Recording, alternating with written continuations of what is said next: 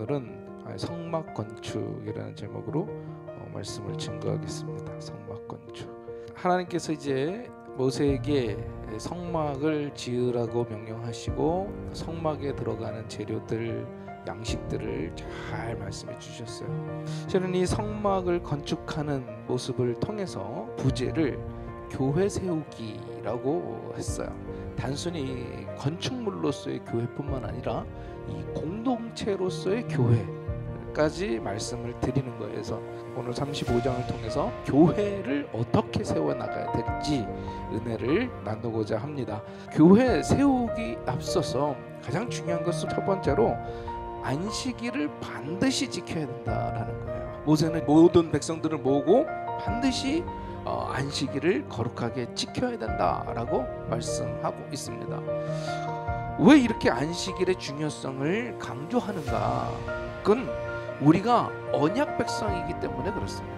하나님의 뜻과 하나님의 질서에 따라서 살아야 된다라는 거죠. 내가 안식일을 거룩하게 지키는 것, 다시 말하면 하나님 앞에 온전한 예배자로 사는 것, 하나님 앞에 예배자가 되어야 된다라는 거예요. 바라기는 우리 금난의 성도님들이 이 참된 예배자로 먼저 안식일을 거룩하게 지켜나가는 우리 성도들이 되기를 주님의 이름으로 축원합니다. 두 번째로 예물을 드릴 때 기뻐하는 마음으로, 자원하는 마음으로 드려야 된다는 거예요. 하나님께서는 이스라엘 백성들에게 한 사람도 빠짐없이 다 준비해서 가져와 라고 얘기한 것이 아니라 하나님의 말씀에 따라 무릇 마음에서 원하는 자, 자원하는 자, 기뻐하는 자가 이것을 드리라고 말씀을 하고 있는 거죠.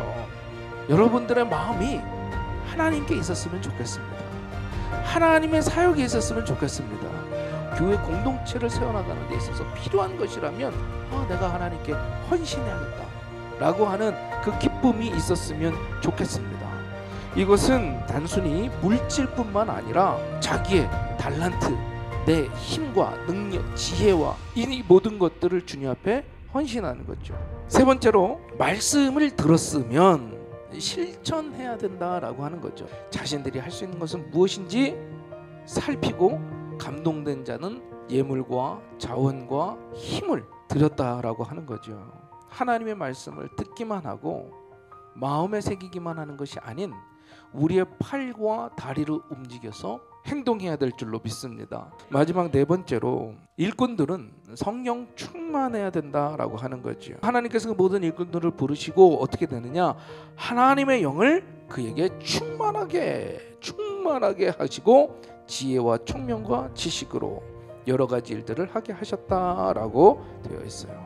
하나님께서는 하나님의 일꾼들에게 성령을 부어주시는 줄로 믿습니다.